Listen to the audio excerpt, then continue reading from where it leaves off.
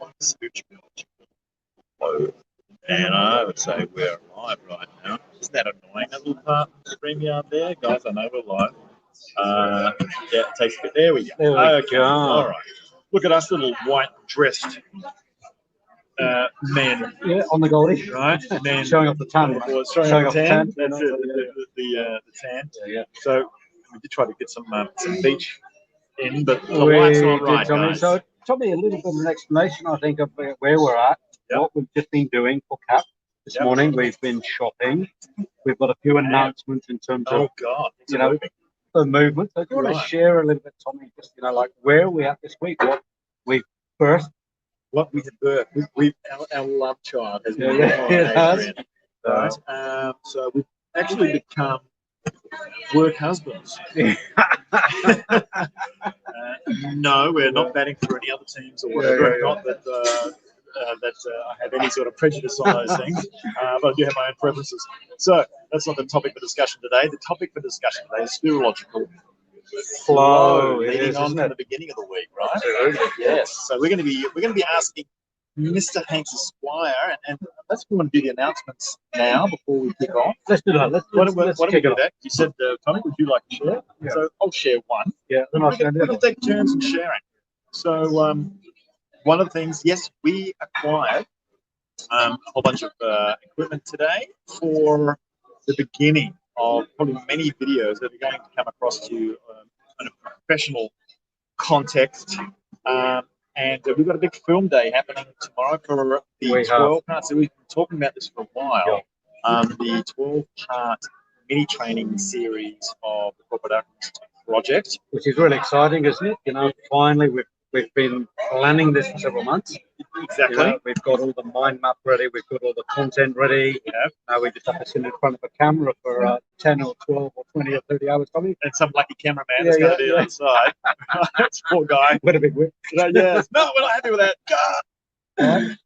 But yeah, that's going to be happening. Super exciting. Super exciting. I'm really excited because we have a launch date, which we will share next week. Yes. Let's say, if you look at the moon calendar, look at the next couple of new moons. It might be on one of those new moons. One of those new moons. So we're bringing a bit of astrological, numerological. Absolutely. We're into the logical thing, aren't we? The logical, right? Physiological, the psychological to this part of the week. And the astrological. And the astrological. God, where does this all come from, Adrian? Upstairs. Upstairs. And we're going there in a moment. And the other thing I want to share, which we touched on the last week, is we have the paperwork through. We are now officially a company. We are company partners. We are Corporate Alchemist Project Pty Limited. So really super exciting. So it's all happening. Great Ashley, the accountant, has put it all together for us. Thanks, Ashley. And great work, Ashley. And so we're up and running as a company, Tommy. We are. We're doing our filming. We're going to get some video series happening. You and I are ready to go out there now doing in our coaching capacity as exec coaches. You and I individually, both together. So watch this space for Tommy and I. You better book us in for a gig.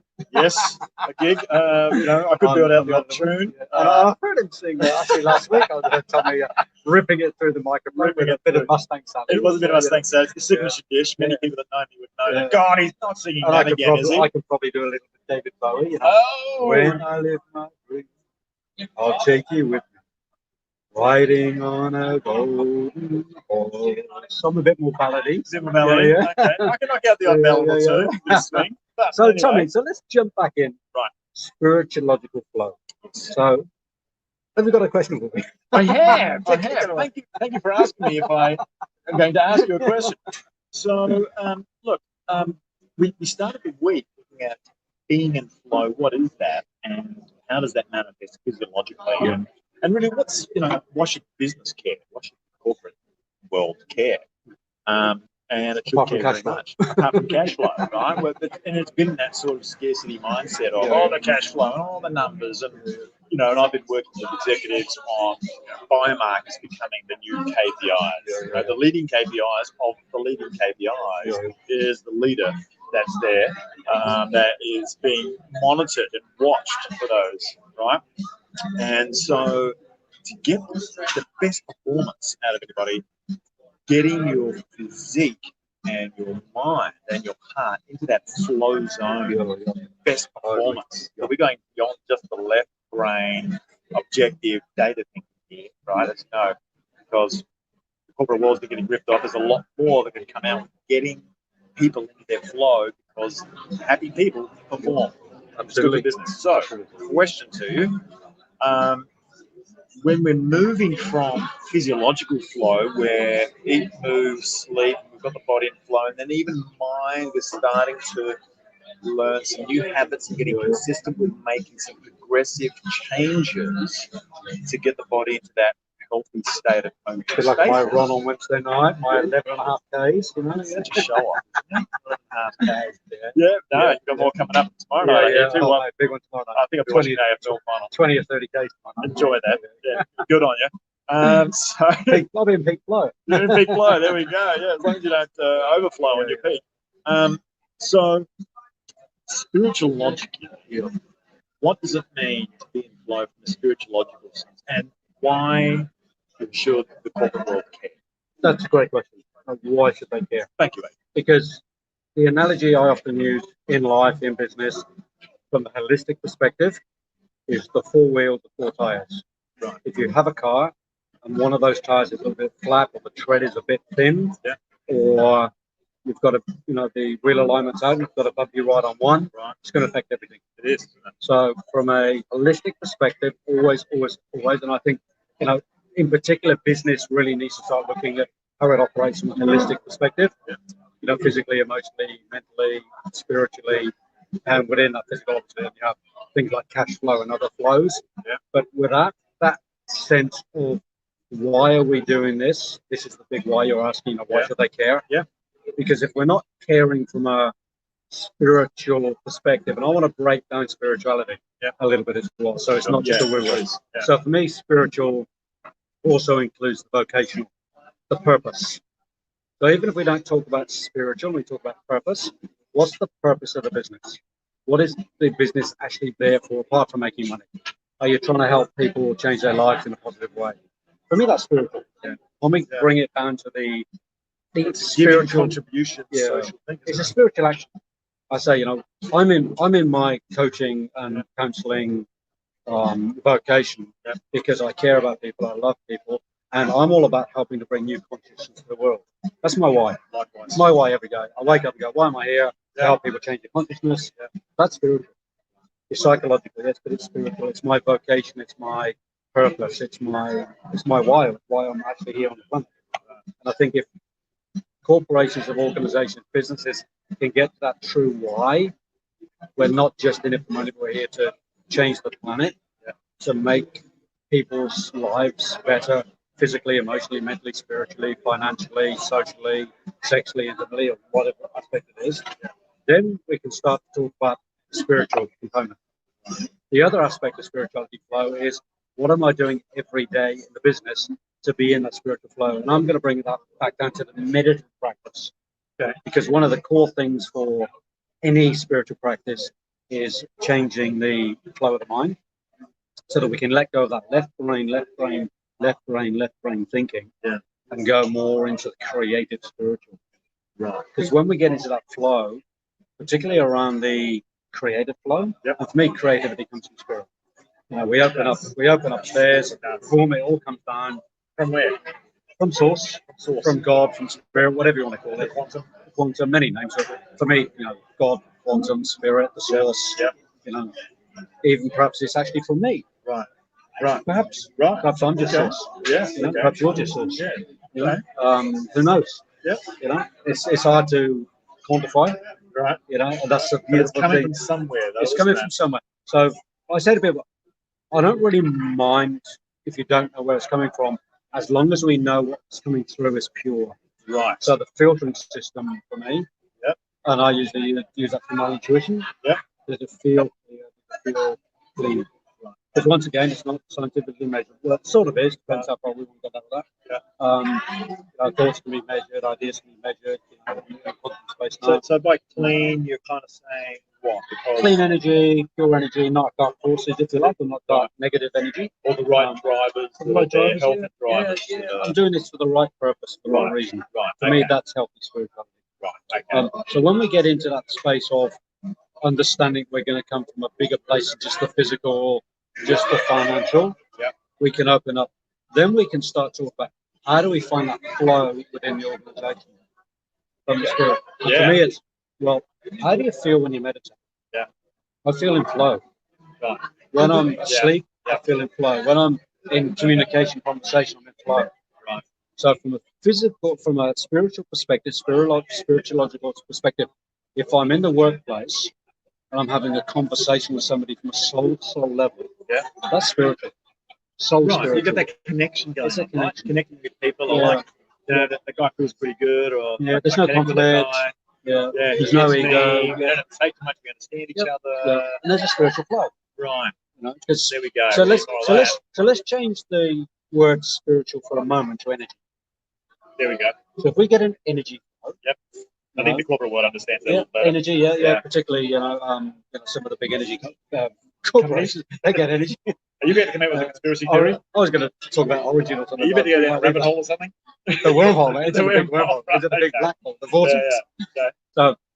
So let's change that word spiritualogical or spirit to energy. If we can create an energy flow in the business world, in the corporate space, and a momentum of clean, clear energy. You know, I'm not talking about solar or wind energy here, but just energy in terms of people. Right. Because if you get the people energy right, that's spiritual. So for me, it's about getting the people energy in flow. Right. Because by default, it'll go to spirit. By default, it'll go to spirit. Because spirituality is. You know, you've probably heard that before. How do you measure it? Well, you can't, because it just is. Isn't it funny? Because you come out, there'll be situations, I remember when you say, a certain vibe in the room. Or you've got a leader and having been one of those in the corporate world, you know, responsible for people. And sometimes, you know, you have people, you have a great meeting together. Everybody's connected. People are getting enthused. They're in the vibe. They're in the vibe. We're in the zone. We're all connected. We're all like pointing in one direction. Or someone will come in and they'll just put a whole negative feeling across the whole thing, right? And so the energy changes. And people feel it. Right. People say afterwards, when Nigel walked in, didn't the energy change? Right. You know, or there's someone sticking out because they were just not. Or the boardroom is full of 20 men and a woman walks in. Right. Then the energy changes, and vice versa, of course. Right. So energy flow, the masculine, feminine energy. I have to say it's bad for a woman to walk in. In fact, it probably brings in a nice tone. I mean, you get the behavior, yang, and then a bit of yin. And the behavior might change. The behavior might change. Let's start to behave. Right? So when we get into the energy flow, the spiritual energy flow in a business, and then we tap into that energy, because that's a really high frequency energy, and we start to work out the principles of spiritual principles, if you like, rather than ego principles or money principles or negative principles. Something has to shift, and people feel it. I can walk into a shop or an organization and go, this feels great in here. It's got a good energy vibe. You just pick it up, right? You can't put your finger on it a lot of time. You come in and you go, feels right. Just got a good vibe, got a good energy. Or not. Or not. Right? And I do a lot of energy work. I got my pendulum, I do my muscle testing, I got my Titan rods, kinesiology, and I feel that energy flow. I've been working in this like 30 years. Right. So I can walk into a room and get a sense of where the energy isn't flowing, where there might be some EMS energy flowing. Right. There might be some, you might have heard of ley lines, for instance. Most people have heard of a ley line. An energy frequency that goes to the earth. You get ley lines. And in the ancient times, they said that people would walk along the ley lines. They would follow, animals follow energy frequency line. You get your Benker lines, your Schumann lines, all different energy frequency lines coming through the planet. And when they cross and merge in certain points, it can set up a negative spiral, or negative energy. And they're measurable. They're measurable. And if you look at animals, cats and some of the domestics, cats like to live on those negative energy frequencies. They get a buzz out of it. Cats do? Yeah, cats. So it's like a negative energy sponge? Yep. They get some negative energy, just throw a bunch of cats in there? And they'll tell you like where those energy centers are. And if you walk into an office or an organization where those energy lines flow, natural energy lines, they're all over the planet. If you have an office desk, for instance, of a secretary, she's sitting on one of those energy flow lines. Right. Yeah, she's going to be out of sorts because she's not in vibration with the vibrational parts of the planet. You know, you've all radio waves and different heights and different energy frequencies. Yep. They're everywhere. Okay. So who creates them? Well, spirit, for me, spirit, right. quantum, whatever you want to call it. Right. They're natural. And when we tap into those energy frequencies, things can change. Isn't it interesting? So you could have a building, location, certain energy. Yeah, so if a building is on a negative energy frequency line, like a fault line, it's going to be really hard to operate in that space. Interesting. And that's why you often find in one street, it doesn't matter what business is going to that one shop, they all fail.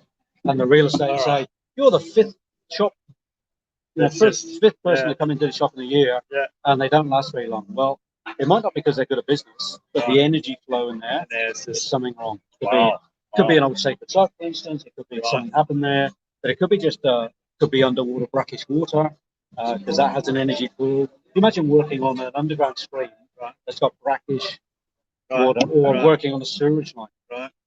Or the building's got mold, and maybe there's a whole lot of electromagnetic stuff going on. It will have these days. Anyway, right? Yeah, but anyway, so having your energy frequency card to negate that energy. Okay. That's some of the Tesla energy. Now, most people know, unless you've been living under a rock, they've probably heard of Tesla. There's a Tesla car. Maybe just there's a Tesla car. Yeah. And Tesla energy frequencies now. South Australia, Tesla energy, all the batteries. All the battery technology. That's Tesla.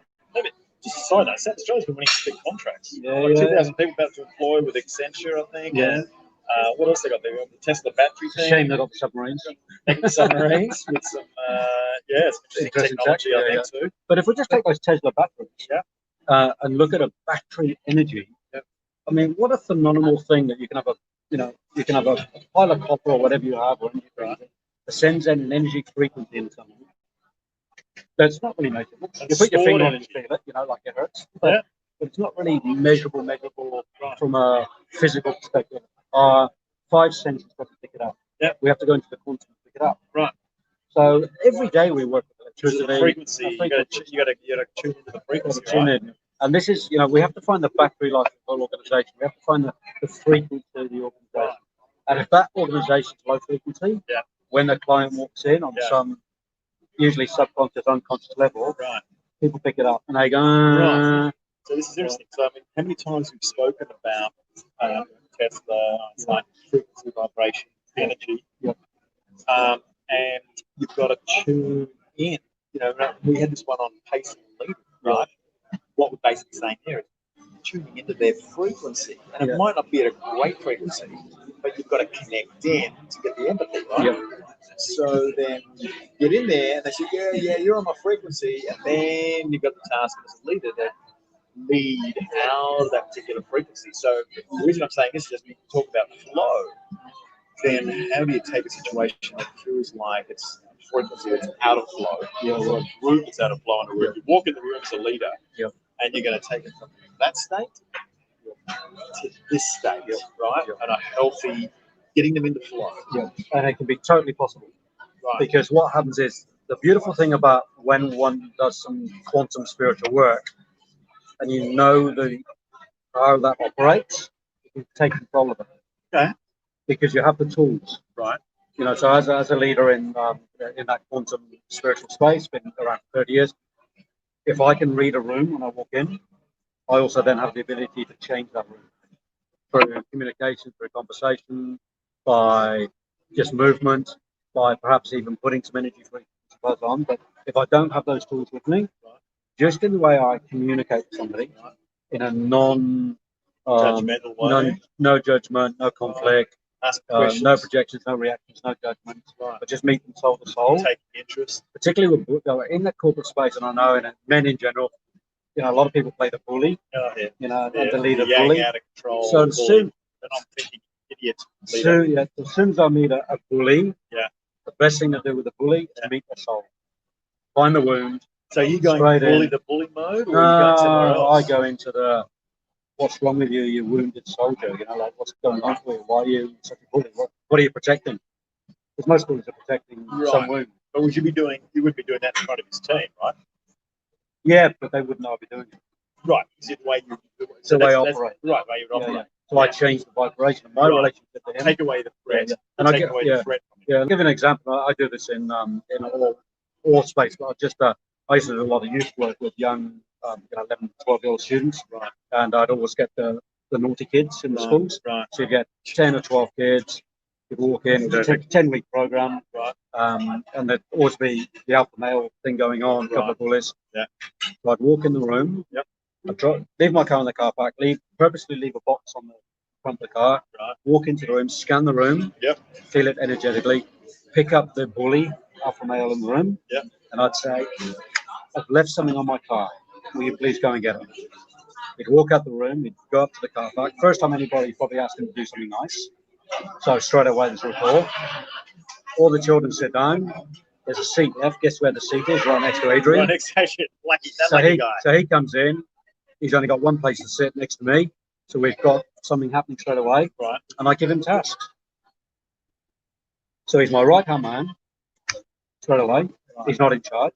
So his lack of being, having this front that he's operating in, his level of importance still there, but it shifts over to something that's more. And I'm in charge. He's more in charge. I'm the alpha. Okay for that. Yeah. He's feeling important in the room. He's feeling important. Right. And then after a while, you sort of drop into why he's protecting himself, why he's a bully. Right. And you ask the other kids, why is Mark a bully? Right. And they say, well, I don't know. I say, well, Mark, why do you think you're a bully? Right. And we can do this with, I've been in the men's space for 20 years. And when we do our Lion and Sun programs for the Blue Ren Foundation, this is where we go with it. Yeah. There's a lot of guys who are in that aggressive space or in that place of violation, physical, emotional, mental, spiritual, financial with their partners. Yeah. Usually they're just wounded. Most men, we operate out of wounds. I'm not excusing it. I'm not condoning it. I'm not excusing the behavior. Yeah. But it usually comes from a wound. Childhood wound, adult wound, emotional wound. This is how they cope. And this is how we go. So, and we haven't learned the skills then as men to communicate effectively, or to have the control over our physical, emotional, spiritual body. Yeah. So we tend to attack or violate others. But when we get behind why, and we work in that higher spiritual realm, and we break into that, we can take that bully out of business. We can take that ego out of business. Yeah, right. We can get the spiritual harmony. Yeah. And this needs addressing. It does. And this is why I'm really open about sharing this here with men who want to listen. Yeah. Because if we have an elephant in the room, nothing changes. Yeah. If nobody says there's an elephant in the room, right. And I don't mind calling the elephant out in the room. Right. I really don't. If it needs to happen. Yeah, if it needs to happen. Yeah. And you know what? Nearly always it does. Yeah. Right. Nearly always. You walk into any office space with a group of men, particularly men, there's going to be something going on in the room that's sitting underneath the fear, not speaking about it. Yep. Job security. Yeah. That's a big fear. Survival. Yeah. So we have to name what's going on from an energetic, spiritual perspective. And it's usually something is not in vibration. Something is not in sync in terms of that quantum level. And we have to go there. So then your advice to, say, leaders that have a team and it's just not vibing. Yeah. And, there's pressure in the organisation and not performing. And we know that happy people perform. Yeah. So you've got to get them to that zone and get them in flow. Yeah. Right? In flow, we're talking about this coherent frequency. Yeah, everybody's on the same page. Yeah. And it's an elevated frequency. Yeah. So are there any tools? I mean, what's one of the first tools you would say, hey, leader, try this, right, as your plan A. Yep. Give this a crack. I'd say go and do some communication training. Okay. Yep. Because to me, communication is very spiritual. Right. Yep. So they need to do it, or they do something to the team? No, I'd say the person who's the leader, you got to do it yourself first. Right. They need to learn. You need to lead as a leader. Right. Leader. Lead. So go and do the training first. But before that, even Tommy, I would do a self-reflection and do an evaluation on your leadership style, your communication style. Are you aggressive, passive aggressive? Are you conflictual in your communication? Are you a listener? Are you a speaker? Yeah. are you a 50-50 listener speaker, or you tend to be 80 listen, 80 speaker? Because all those things have an effect. Because if you're an 80 speaker, and people in the room are speakers, and you close them down, well, you've cut off the energy flow. Yeah, some people need to be heard. Yep, they do. Right, and to feel more comfortable and validated that they're giving value and certainly not judged. Yep. Communicators, let's have a look at a couple of examples. Dan Andrews. Yeah. Oh, we're back to Dan. I love Dan. You love Dan. I love Dan. Well, yes. Yeah. Does Dan need a lesson in communication? Politics in general? Yeah, look, politicians. I think unfortunately with Dan, his speech is not written for him, or his agenda is not written for him, as we know, because he's working for whoever he's working for. So I don't know how much freedom he has to be a true communicator. Right. So he's a puppet. He's a puppet, right. Ben Relinquist do the talking head. Move the lips. Yeah. But in terms of his communication, you see straight away. I'll do it Dan Andrews, right? Right. This is his posture. Yeah, looking away, usually looking slightly to the left here. So he's looking at, where's my script, what do I need to see? Because he's in the left-hand ear space. So there's none of this upright, presenting, spiritual, if you like, chakra presentation. Because when we speak from this open chakra, we speak from from this big energy place here. And when people learn a little bit about the esoteric, a bit about the spiritual, and you start to get in that flow of actually feeling and seeing energy, which is like anything, it's just something you have to go and learn. Yeah. It's there, it's real. Yeah. But most people choose not to go and learn it, so they don't believe it's real. You can start to see and connect into that energy flow and go, that person's speaking some truth, or that person isn't. Same as auras. Start to read auras. Right. But back to your question, in terms of getting into that leadership space as a leader, just be open to the possibility that there's more than 5 senses. So that's the first thing I'll suggest. Open to the possibility of. Don't just rely on the 5. I work with 12, actually 13, because I use a sense of humor. Jeez. Yeah. Okay. So I'm going to give you one with a sense of balance. It's a sense. The ears have to be in a sense of balance. Right. Because if you don't, if you try and stand up on one leg and stick a finger on one ear, you'll feel the tilt. Because the ears have got little floaters in them, like little crystals. Yeah, they do. People have vertigo, for instance. Yeah. The crystals get loose. In their age, they tend to balance senses. So those little crystals come loose in the eardrums. Not in our case. They cause vertigo. Right, because they're loose. So those minuscule little tiny crystals help with the sense of balance. Right. But there's also the sense of balance in life. Where is my life in balance? Can I sense into that? Right. So there's many levels of sensing into balance. So balance is actually a sense. Okay. Yeah? I sense myself in balance on one leg. Right. I sense if I'm in balance in my body, physically, emotionally, mentally, spiritually. Right. So and the other sense is the sense of the other. Feeling it, empathy. Yeah. Yes and no. Empathy comes in that umbrella, but I'm sensing into the other here. I'm sensing into you. Yeah. So I'm not thinking about me. I'm sensing into self. Yeah. But what about sensing into your soul? What about sensing into how you are? Right. There's a sense. Right. It's not one of the 5. It's not very tangible smell, taste. Right. So we're going into the quantum. Yeah. So the sense of self, the sense of the other, the sense of the ego, if you like, or the sense of self. Yeah. Is another one. So there are many senses, and I won't go into all the senses. Yeah. So in my spiritual path of anthroposophy, we work with the 12 senses. Yeah. As I say, I have the added bonus of the sense of humor, because I think it's really important. So people are stuck in that whole paradigm of the 5 senses. I mean, that's like, Of course we have them. Yeah. But what about the other 7? Well, it's pretty basic. I mean, geez, if you want to up your game, it's like get out your 5 senses, learn some new skills. Don't be lazy, and this sort of like leveraging your level of authority, your force and yang and whatever. It's like it's old school, right? It's like really, it's just like you want to bring an organization to a new level. 21st century, operate at a new level. 21st century, right? Yeah, and this stuff we're talking about, feeling the stuff that is some would kind of like call it what? I mean, it's obviously not woo, but. Big soft, perhaps. being, yeah, and yet more of the yin as we see, call it. people think spirituality is very yin. Right. But go on the spiritual path for a week and see how yang it is. Yeah. It's hard. Totally. Tommy, it's hard work. Yeah. Right. Every day I get out of bed to do my spiritual practice. Yeah. And my mind is going, not today. Not today. Yeah, and or I'm just going, the lazy way. Yeah. That kind of works a bit. Spirituality is hard work. It is. You know, you see those spiritual warriors. Yeah. It's hard work. Yeah. Because it's really knowing yourself, honoring your truth, coming from the right place. On all levels. You've got to battle a bit with your mind. Yeah. And the ego, right? Right? Those old patterns, those old beliefs, those old habits that just aren't serving you. And it takes effort, like going to the gym. Yeah. Right? That's hard work. Right. Running 10Ks. Hard work. Right. I'm going to keep on that one. Yeah, okay.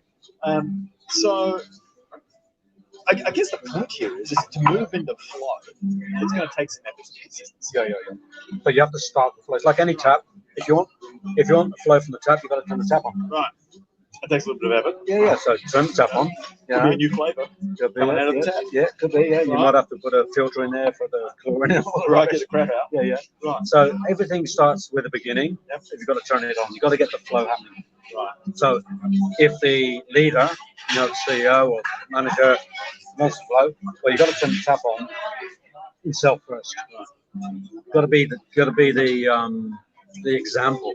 Right. Yeah. So the first thing Tommy I'll suggest is go and find a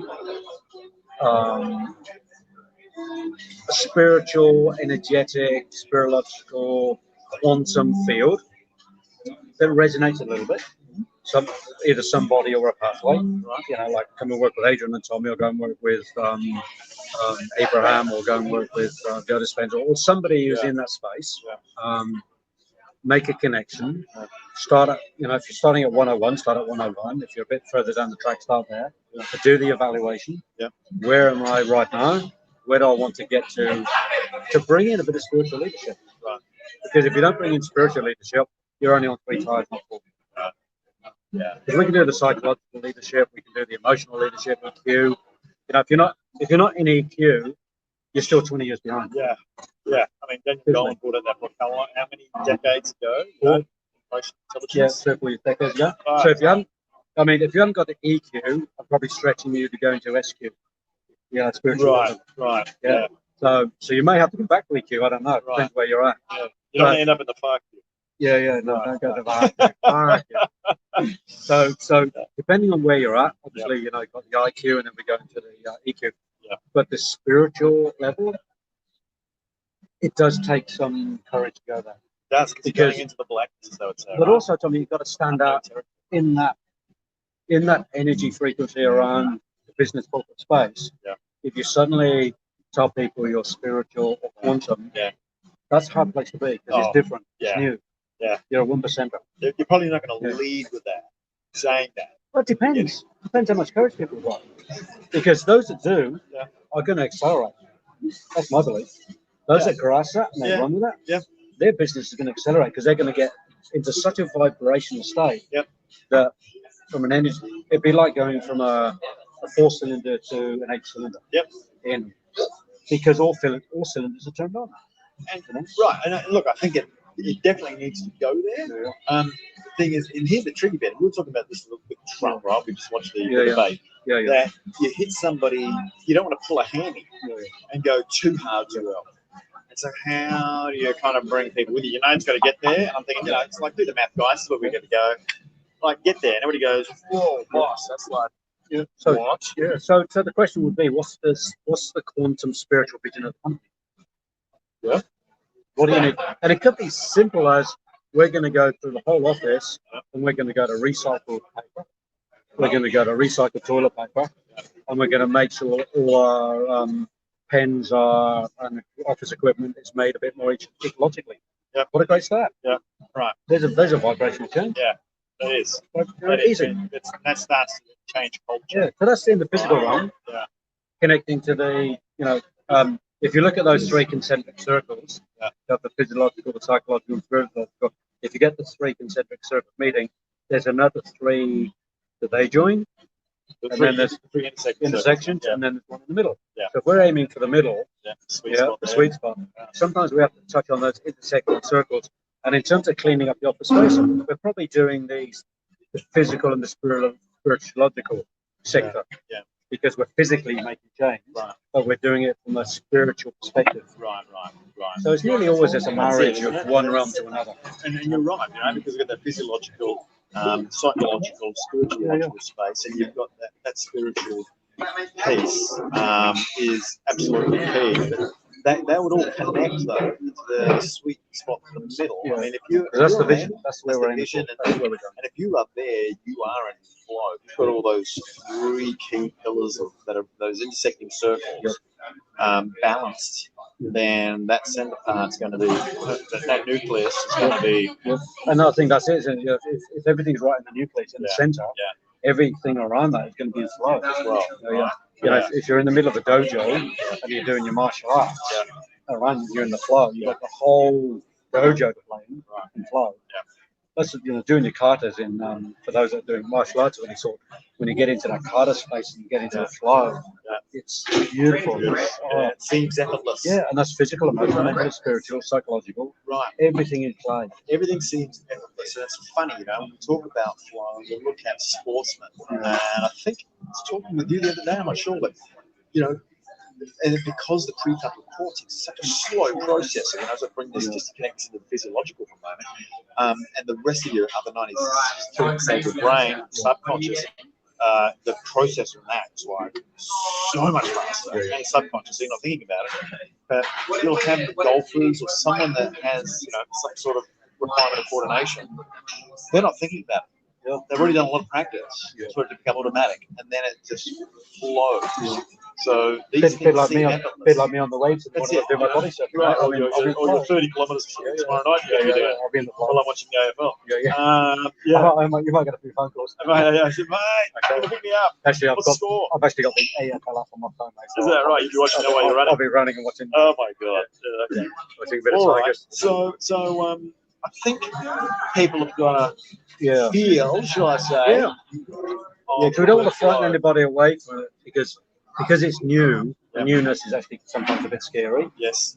But we have to introduce it. We have to introduce this idea of holism into the picture, because if we're going to soldier our way through humanity and through business in the next decade, if we don't get to this holistic space, we're going to be stay stuck. It's going to atrophy. We've got to go to the Holy Grail. This is where the Holy Grail lives. And some will go forward from it easily. Some will maybe not go forward, and others may come being dragged. Yeah. Some might not make it through. Yeah. Right. Yeah. This change, this whole vibe of flow change around the world right now. There's cracks appearing in the old. Yeah. As we sort of transition. And it's exciting. I'm excited. People like us is exciting. Some people think it's scary. But then take the fear. I also, if the fear is fearful, name it and then tame it. But become aware of it. But if you don't put the fear there and name it, and it's in the subconscious or it's hidden, the elephant won't come. It's one. The fear is one. But if we name the fear, if we, say the fear is my reputation, the fear is my ego, my fear is that I'm going to look stupid, my fear is that we're going to lose money, whatever the fear is, name it. Otherwise, you stay tied to the dog. And then work with that fear. Bring the courage and do the new planning, do the new visioning. Get your mentors in, get your team in, do some masterminding. Get them connected into it. Whatever it takes, you've got to go there. For people listening in, watching in, just to connect with Tommy Gallant. Tommy, how can they do that? Right. Well, you can email me. Let's connect at tommygallant.com. And of course, there is the Platinum program, the flagship product, biotechexec.net. Go there. You can see the program. There's an executive lifestyle assessment that you can do, which, if you do complete, that will come to me and say, hey, this person just got themselves 20 to 30 minutes of time with me looking at a health optimization strategy call. And of course, from a group point of view, where can they find us? They can find us on LinkedIn with the Corporate Alchemist Project page where you're seeing this. And you can also knock on the door and come over to the Corporate Alchemist Project group, which is a bit more of a private group. There's a bit of an application door. So, so there's that, and to connect up with Adrian Hanks, you can connect up with adrianhanks.com, and likewise you can book in, and we can have a conversation about where you're at right now in life and where you'd like to be, and then we can fill that gap and get you to that place you wish to be, nice and easy. So, Tommy Gallant, like here on Freedom Friday. Freedom Friday, sitting here. What are we, like 80 meters from the beach? That's it. Pretty nice. Maybe a quick peek for the. Yeah. We might just hold the. Run. There we go. There we go. We did want to have that in the background, but we thought you wouldn't see our beautiful There faces. we go. Now this is in Broadbeach on the Gold Coast in Australia, and what a beautiful, magnificent place it is. So look, everybody, I want to thank you again for supporting us, trusting us, being with us, engaging with us, and things are about to ramp up with the video series. Oh yeah, things are ramping up. Tommy and I will be here mostly Tuesdays and Fridays, because Tuesdays is on new time, Australia time, and just watch this space. Tommy Glenn, we're all done for today. I think that's a wrap. It's a wrap. Those tomorrow. Fantastic. Thanks everybody again. All right. Thanks guys. Have a good one.